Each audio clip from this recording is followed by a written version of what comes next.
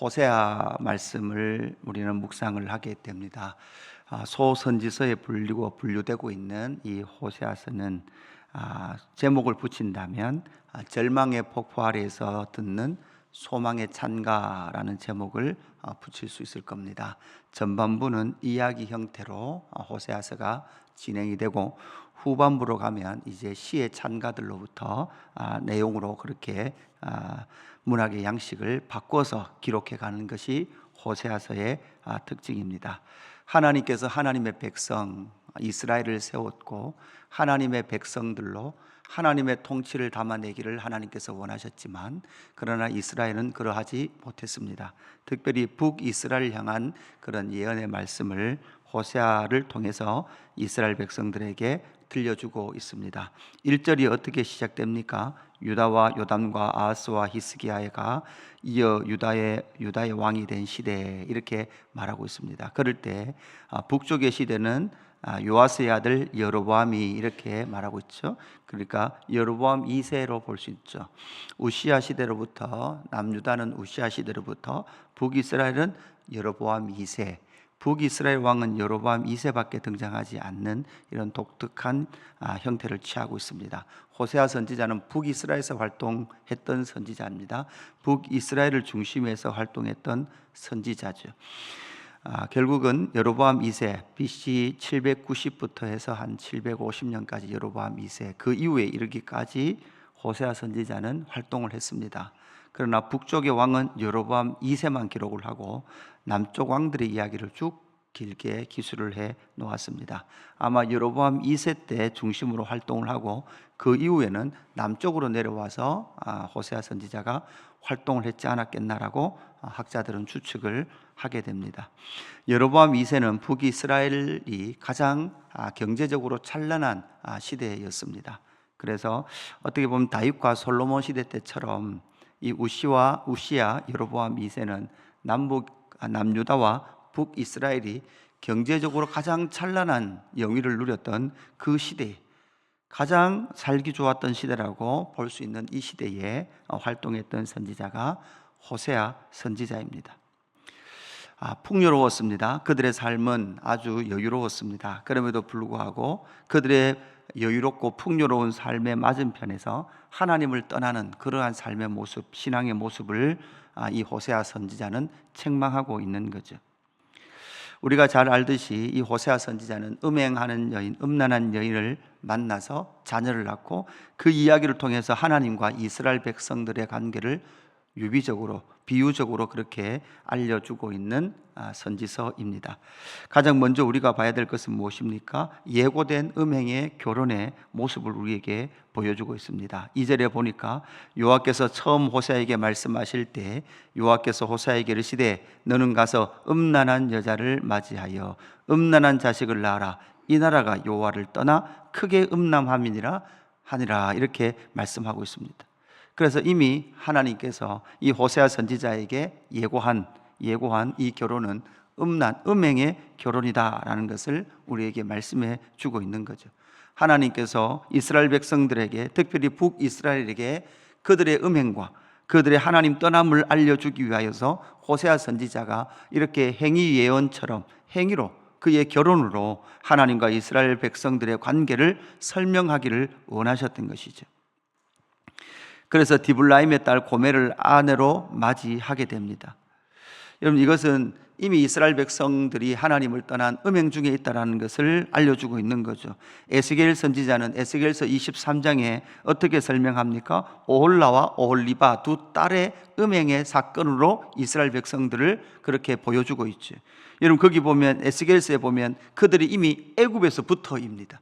그 음행이 여로보암 2세 때 와서 이루어진 것이 아니라 이미 그들은 애굽에서부터 하나님, 아브라함과 이삭과 야곱의 하나님을 버리고 자기들이 누리기를 원했던 그 삶을 향해 나갔던 그들의 성향을 이렇게 말씀하고 있죠.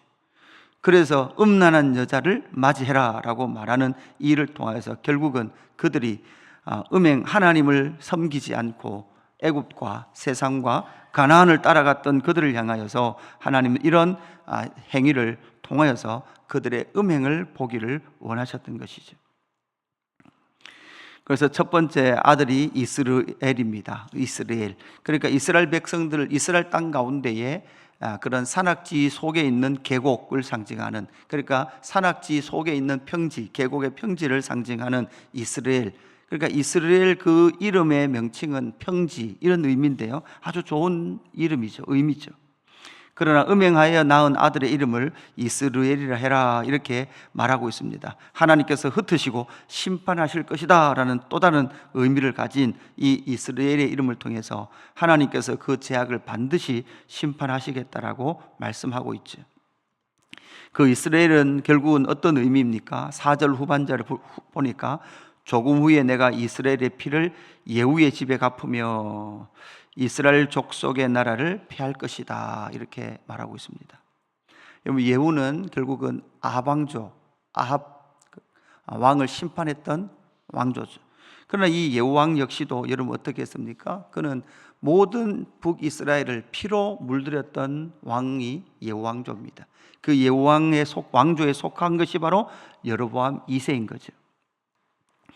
나봇의 포도원에서 심판을 행했고 70명의 그러한 아합의 아들들을 모두 다 죽이는 그러한 피의 숙청을 이뤄냈던 것이 예후 왕조였습니다. 그뿐만 아니라 그 왕조는 계속해서 피를 흘리면서 그렇게 통치를 해왔죠. 여러분, 이것이 북이스라엘 왕조의 특징이었습니다. 왕조가 계속 바뀌죠. 9번이나 바뀌면서 계속해서 하나님의 나라를 피로 물들였던, 그래서 스스로 왕이 되어 왕자에 앉아 하나님의 왕권을 인정하지 않으며 살았던 것이 북이스라엘의 역사였습니다. 하나님은 이 왕조를 반드시 심판하시겠다라고 말씀하고 있습니다.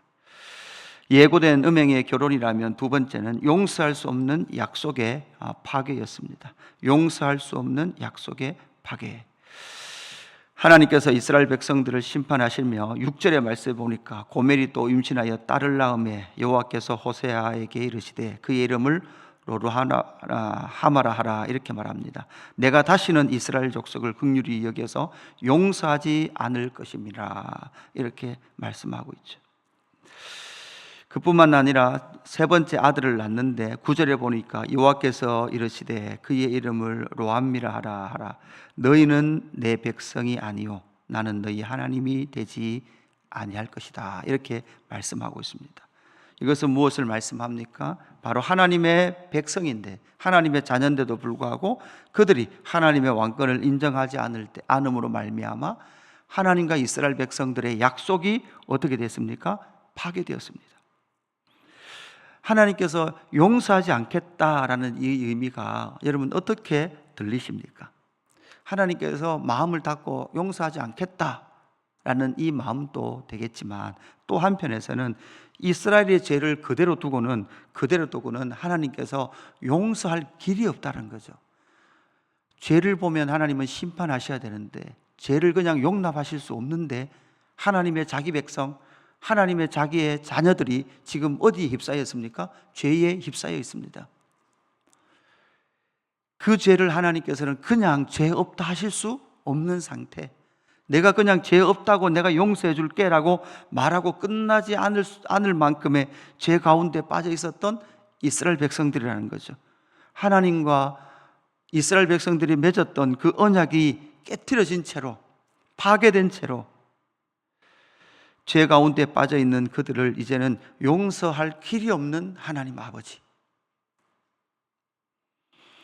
결국은 용서할 수 없는 약속의 파괴의 그 현장을 하나님은 끌어안고 계시는 거죠. 그 용서할 수 없는 이스라엘의 죄를 끌어안고 하나님은 용서의 길을 만들어 가시는 이야기가 어떤 이야기입니까? 호세아서 이야기고, 그것이 바로 복음의 이야기가 되는 것입니다. 결국은 하나님은 어떻게 하시겠다고 말씀하십니까? 7절 보면 이렇게 말씀하죠. 그러나 내가 유다 족속을 긍휼히 여겨 그들의 하나님 여호와로 구원하겠고 활, 전쟁, 말과 마병으로 구원하지 않겠다. 여러분, 이 말씀 잘 기억을 했으면 좋겠습니다. 활이나 칼이나 전쟁이나 말과 마병으로 구원하지 않는 다른 구원, 하나님께서 유다 족속을 긍휼히 여기셔서 하나님의 구원을 보게 하실 것인데, 그 일은 어떻게 이루어집니까? 10절이죠. 10절에 보면 그러나 이스라엘 자손의 수가 바다의 모래같이 되어서 헤아릴 수 없고 셀 수도 없을 것이며, 여러분 이렇게 말하는 순간 어떤 언약이죠? 아브라함 언약이죠.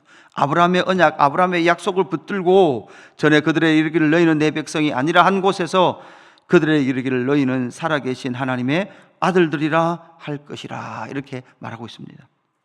하나님의 아들들을 회복하시고, 그리고 그 땅에 유다 족속과 이스라엘 자손을 함께 모여 한 우두머리, 한 왕을 세울 것인데, 그 왕은 누구입니까? 오늘 계속해서 나타나는 호세아와 고멜 사이에 낳은 자녀, 네가 자녀를 낳을 것인데 이름을 로루하나마라 하라, 로암미라 하라라고 말씀하셨던 것처럼 하나님은 요셉에게 말씀하시죠. 네가 한 아들을 낳을 것인데 너는 그의 이름을 예수라 하라. 그가 자기 백성을 구원하리라 라고 말씀하셨던 이 말씀처럼 요셉에게 너를 통하여, 마리아를 통하여 한 아들을 낳게 할 건데, 한 자식을 줄 건데 그의 이름을 예수라 하라.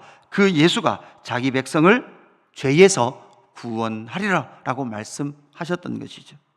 결국은 언약 파괴로 말미암아 죄의 용서의 길이 없던 이스라엘과 이스라엘 백성들의 모습을 보여주시면서, 그럼에도 불구하고 하나님께서는 그 죄를 누구에게 담당시키십니까? 예수에게 담당시키셔서 저와 여러분을 다시금 살아계신 하나님의 아들들이라고 불리도록 죄를 사하여 주신 그 구원의 이야기, 그 구원의 이야기가 바로 성경의 이야기요, 복음의 이야기인 줄로 믿습니다.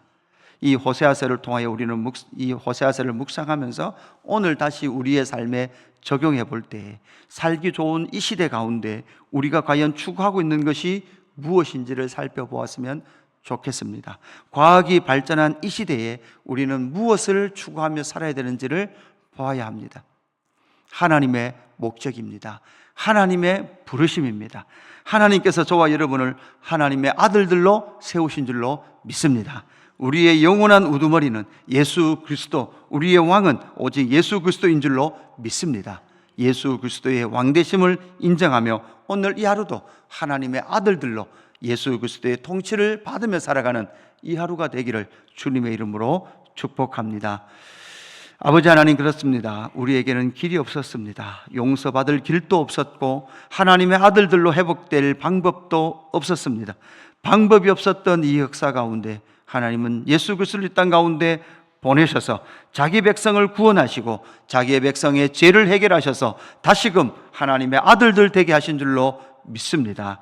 하나님, 이 구원의 은혜, 하나님의 통치의 그 은혜, 사랑의 은혜를 기억하며 오늘 이 하루도 하나님의 아들들로 살아가는 저희들 될 수 있도록 인도하여 주옵소서. 하나님, 그 하나님 아들들 맞은편에 하나님 음행하기를 원하는 옛사람의 그러한 흔적들이 남아있음을 고백합니다. 끊임없이 나를 사랑하고 돈을 사랑하며 끊임없이 이 세상을 사랑했던 옛사람의 모습을 하나님 바라봅니다. 하나님, 그 옛사람의 유혹에 넘어지지 않게 하시고 하나님 세상의 유혹에 넘어지지 아니하고 우리의 영원한 왕이신 예수 그리스도의 통치를 받으며 이 하루도 살아갈 수 있도록 은혜 베풀어 주옵소서. 감사함을 드리며 구주 예수 그리스도의 이름으로 기도드리옵나이다. 아멘.